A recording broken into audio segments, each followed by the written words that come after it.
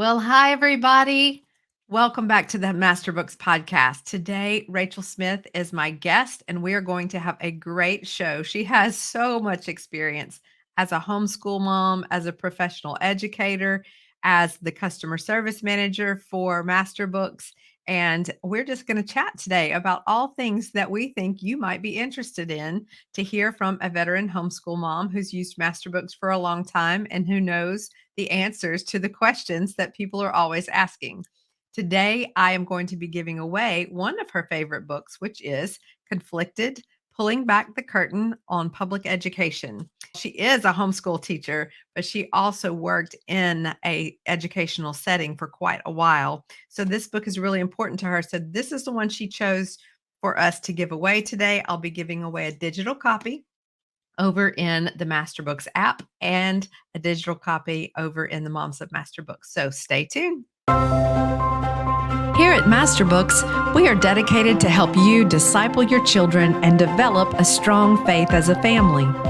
With pro-Bible homeschool curriculum and beautiful books that honor God as creator. We offer online courses to help your family worship and serve God. You will also find morning baskets and devotionals for the whole family. Our mission is ink on paper to touch eternity, and we have been publishing Christian books for this purpose since 1975. Find your pro-Bible homeschool curriculum at masterbooks.com. Well, hey, Rachel, thanks for being back on the podcast with me today. Hello, thank you for having me. So glad to have you here. And just so that everybody knows, Rachel is experiencing some construction right outside her home. So if you happen to hear large tractors and all sorts of noise, that's what's happening. They're tearing up her road, and they just decided to do it today on our podcast day. Yay! Right. Oh. So Rachel, we want to kick this off talking a little bit about two of your favorite books. This will be about favorites for a minute. So you've mentioned that Conflicted: Pulling Back the Curtain on Public Education is one of your top books right now. Why is that? Yes. As you mentioned, I am a former teacher, high school English for almost 15 years. And as a teacher, you are bound by the curriculum that's given to you many times in that school setting. And this book kind of pulls back and gives that background of that and the curriculum that is being given to our students. And I know for me, one big thing for us with homeschooling is that we want to, as a family, be able to make those choices of what is being put in front of our children and what's influencing them. And so, this many times we hear why, we have a small public school system. Our teachers are Christian teachers, but we don't realize the restrictions that are being put on them. So I love that John Stamper fully approaches that and how he was conflicted as a Christian to even be teaching in a classroom, and how he felt that he became the enemy within the public school system. And so that's why I love this book, because it opens our eyes and it opens parents' eyes on, even when you have those good Christian teachers within the school, their hands are tied and they are becoming the enemy. And it's hard to be in that setting for the teacher, and then also as the student, the influence that we're allowing to be put into their lives. Absolutely. I got to interview John for the podcast before, and I'll put the link to that interview in the show notes for anybody who'd like to hear firsthand what he experienced. And what he experienced is so shocking to think about what he's being trained to train the students, the overarching ideologies that he's being taught or commanded basically to teach. And I'm glad we're giving away another copy of this and bringing it up, because this is an important topic. And if we look hard at what John is saying in Conflicted, we're going to see how what has happened in our history is coming back around in the way the government is using public education to indoctrinate students in a certain way of thinking. So thank you for mentioning this book. Also, you said you loved education. Does God have an opinion? That is one of the favorites around here, Israel Wayne's book. So tell us about that book, why you love it, maybe a couple of quotes that you love from it. Yeah, so you can see my book well marked, and it has been, and it always, and I give this book away so often to others, and then I get it again and read it again and mark it again for myself. But this book is the book coming out of that classroom, that traditional classroom, and that traditional school mindset into the homeschool community. That was a difficult transition for me. This book really opened my eyes, and I like to say it converted me. It converted me to be, I am a homeschool mom. Like, I am a homeschool advocate, and it would be hard for me to go back to any type of traditional school setting. I can imagine putting my children in that type of setting. Right. A couple of quotes for me. This is when the Christian worldview teaches that the real purpose for our existence is to know God. The purpose of an education is to know our Creator. That really opened my eyes, because in a classroom, I taught high school English, but I never really thought of the purpose of education being just to know our Creator. That's the most important thing. I never looked at it that way. Right.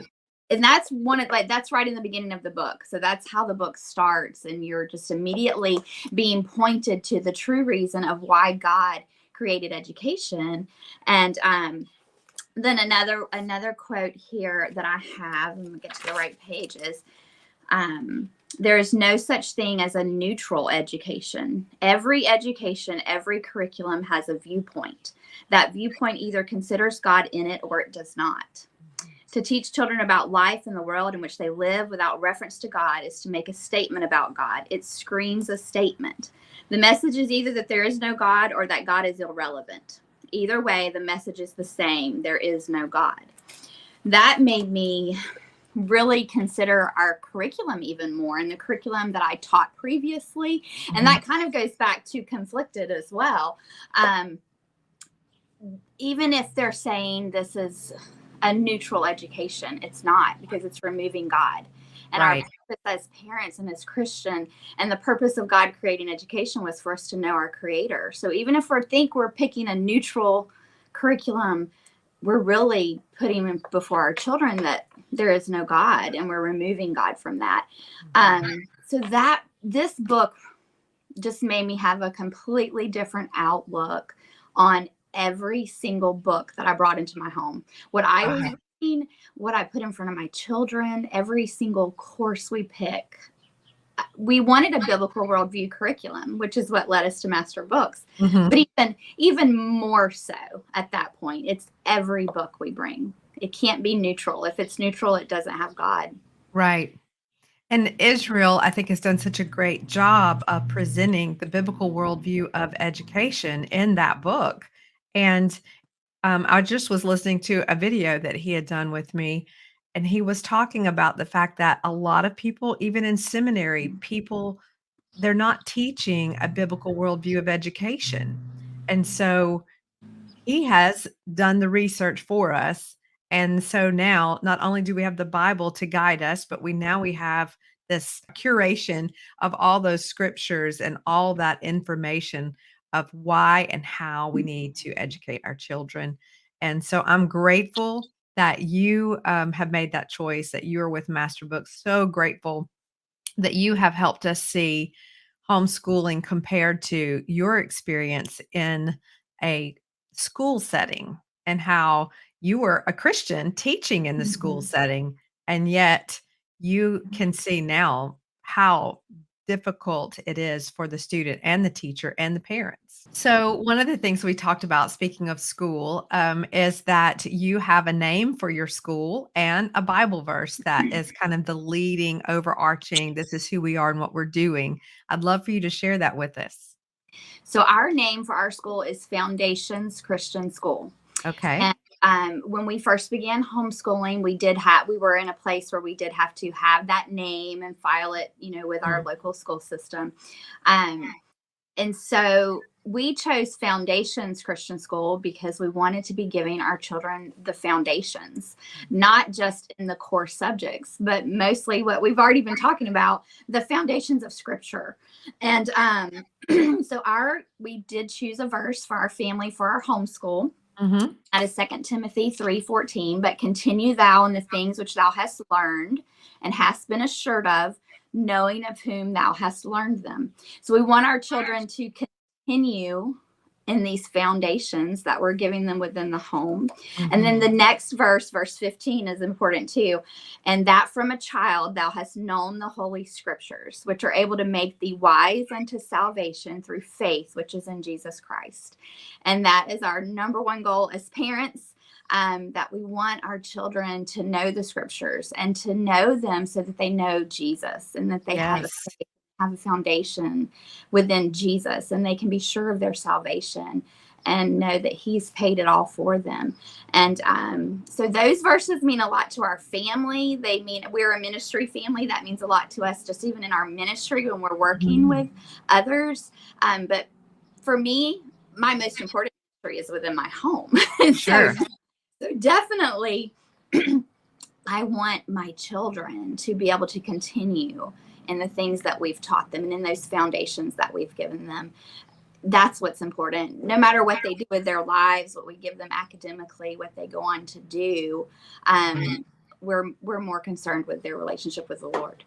Right. And eternity is going to be so much longer than this life. Right. I think because of the worldview that's so predominant around us, we can so easily get focused on the right here and now and the 10-year goal, or, what are they going to be in the graduate? But eternity is the big picture. And when you're talking about your scriptures that lead your education of your children, it made me think of Isaiah 54. And I don't know which verse it is, but it talks about our children will be taught of the Lord and great will be their peace.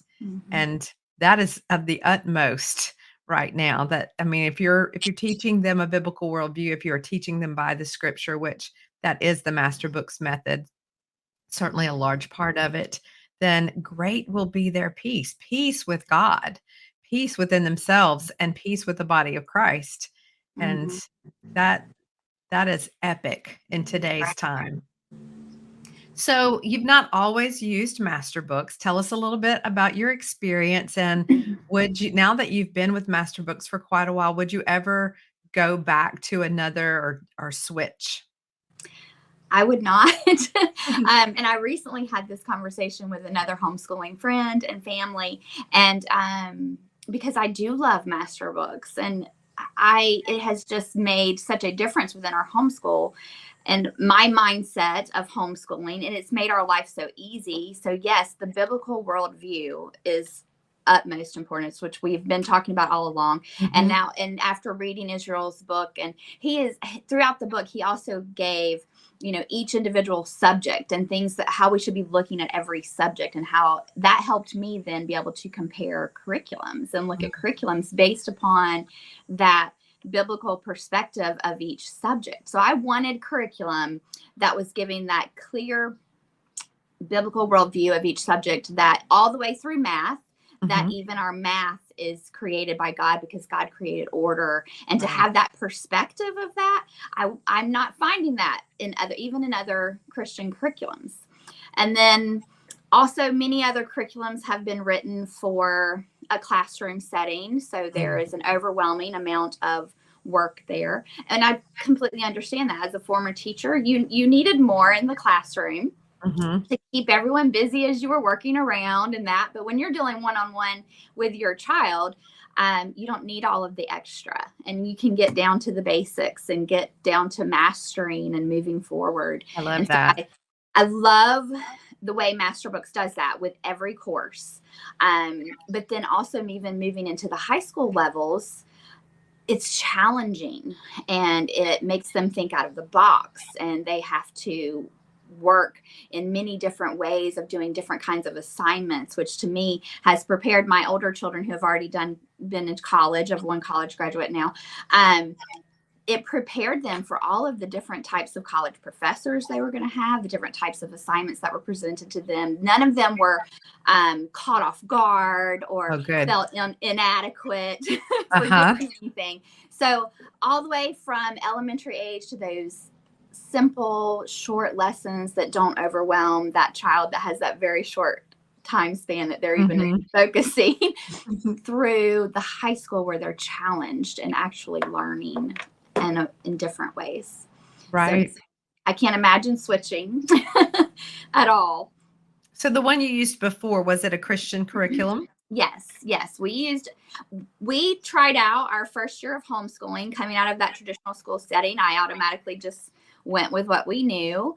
And then towards the end of that year, I played around with a few other things, but they were all Christian curriculum, but not just very different than masterbooks, the perspective.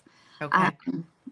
And masterbooks is more than just, as we've talked about before, more than just having a Bible verse here or there throughout a page. And it is through the explanation to the student all throughout the courses. It truly keeps their mind and puts their mind back on the biblical perspective, God's creation, and how his hand is in absolutely everything. Yes. And I love that.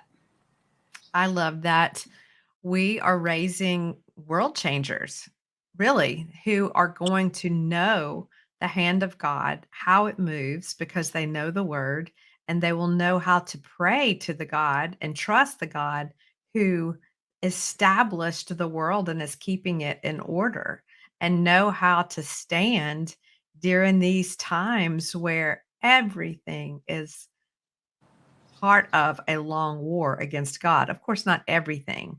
And we're so thankful for the Masterbooks families who are so dedicated to discipling their students. Our mission has been ink on paper to touch eternity since forever, for over 45 years.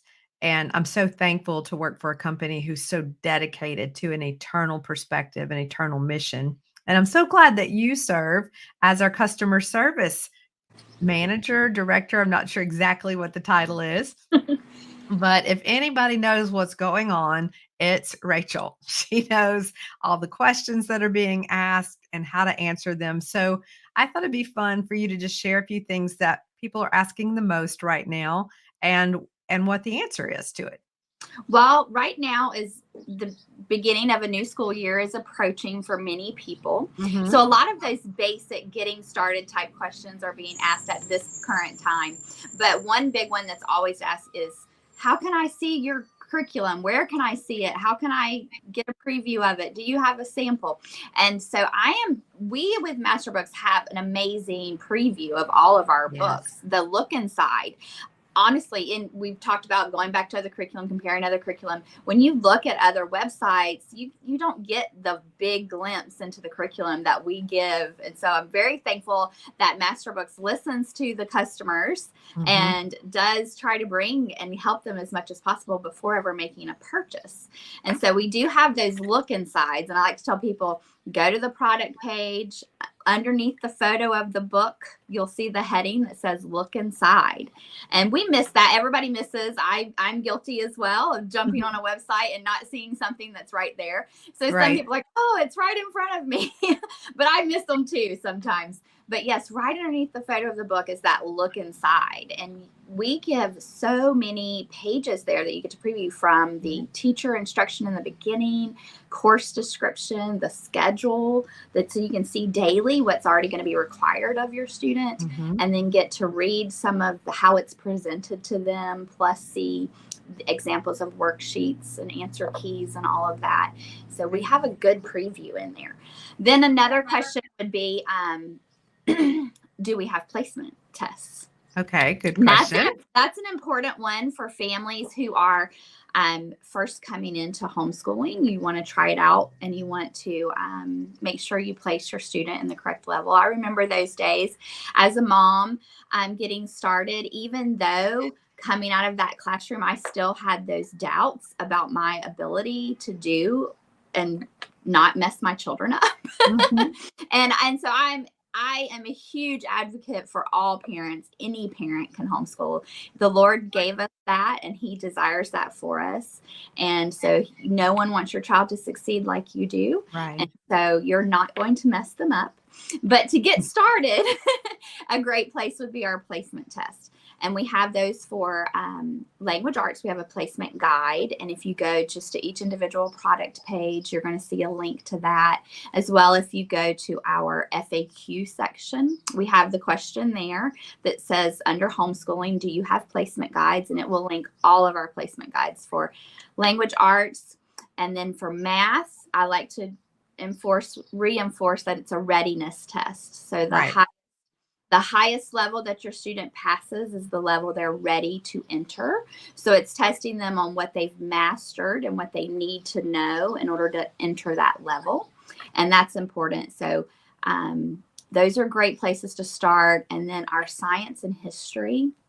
We have so many amazing science courses, so many courses that we could never do them all throughout all the years of school. Right. I'm so thankful for that. I love that because we have options for our children. I know my children have thoroughly enjoyed that it's not just by the book every grade, you have to do this. So that's another reason why I wouldn't switch to another curriculum. Okay. Because my children have so many options that are to them individually of what their interests are. Mm-hmm. And so with our science and history, I always say, check your state laws first, see if you have any specific requirements. And then if you don't, go crazy. What do your kids want to study? Yeah. Because that's really fun. And whatever their interests are, pick that, study it, enjoy it. And plus it helps them to have ownership a little bit of their choices of what they're doing within the school year. I know there's a big difference with my kids when I give them a book that I'm like, you have to do this one. And then when they get to choose. And so science and history, we have a lot more of that freedom. Mm-hmm. And so definitely when your children choose something that they're interested in learning, it helps them take ownership of that. And they have a great year, a better year in my experience. Right. Have any of your kids, well, you only have one left at home that's schooling. Has he chosen to do the forensic science? Well, he has. However, he is only in a sophomore this coming year. Okay. So he can't do it yet. Right. I have the books and I've been looking through them because they're super interesting to me. Mm-hmm. And so they've been here on my desk for quite a while now. And he keeps looking through them with me and he wants to do them so badly. And then he saw the teacher's guide that said 11th through 12th grade and he was very disappointed. I bet. But that is on our 11th grade right now, our projected plan. Right. So he also loves anatomy and physiology. We did the elementary anatomy and we did that many years ago and he's been begging to do another anatomy course. So now that we have those new anatomy, we're going to be doing that this year with him. And then next year we'll get right into forensics. Right. I have lost my copy already of forensics. I had a guest a couple of weekends ago and she found it on my bookshelf and she said, I'll be taking this with me. Get it back to you later. So I've just got the teacher guide. She's like, I don't need the teacher guide. I just want to read this. It's a great book. It really is. So all you parents out there, if you're interested at all, it's a good read. I mean, it draws your attention in. And so once again, another reason why I love masterbooks. The books are so interesting that I'm not battling with my children to do their school books. When we first switched to masterbooks, they were honestly asking me, this is our school book? Like, really? I mean, and they were younger at that time. They were all elementary to junior high-ish, around that age. And we would have children come over, families come over, and my kids would be getting their books off the bookshelves, like their school books. To show their friends. To show their friends. Like, this is my school book. Can you believe it? And so that's another reason why I love masterbooks. Yeah. That's sweet. I got a chance to interview Dr. Jennifer Rivera, who wrote the forensic science, the introduction to forensic science from biblical worldview. And we did a great podcast on that. So I'll link that in the show notes as well for anybody who's interested. But that is fascinating. And I love that it's got all these case stories in it. And it actually starts with a forensic case story of the cross, Mhm. mind blowing. It really was. It really was. I thoroughly enjoyed that part. Yeah. Awesome. Okay, so we're going to wrap up, but one of the things I want to ask, how many years have you been homeschooling? We are entering our 10th year, I think, this year. Okay. Yeah, I So, lost count. yeah, so you've been in education, like as a teacher in a school setting, and you've done 10 years of homeschooling, and you've done a large part of that with master books. So tell us what you would do differently today because you've got all this wisdom and experience. What would you advise a fellow homeschool mom today that you didn't know that you could have done back when you started? When I first started, and I would, and many brand new homeschool moms do this, we feel like we have to recreate school at home. Mhm. And I did that. I absolutely did that. We compare so much to others, and our world that we live in tends to push that more, especially with social media, where we do a lot of comparison. And Satan loves that. Satan loves to have us comparing ourselves to other. It gets us where we are defeated before we Yes. begin, and we don't have the joy that we should Mhm. with doing it because we're just looking at what others would do, and we feel like we can't do what they're doing, or we're inadequate to do what they're Mhm. doing.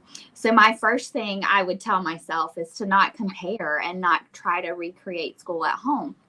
And I would recognize that the four individuals, I have four children, so I would recognize those four individuals in front of me and realize that I can't just put a box set in front of them and that work for everyone individually. I Sure. can't just do what's done. That's one of the amazing things about homeschooling, is that we don't have to do that. We have these little individuals in front of us that we can mold and work in their interests as well as in their Mhm. heart for the Lord, and help to cultivate that love of learning and different types of learning, and recognize what works for them and what doesn't work for them. School doesn't have to be a battle every day. And Right. and so that would be a top thing. Don't compare, don't try to recreate school at home, and just work for each little individual children, and know that even with my four, what I did for one, I couldn't do with the next. It didn't Mhm. work that way.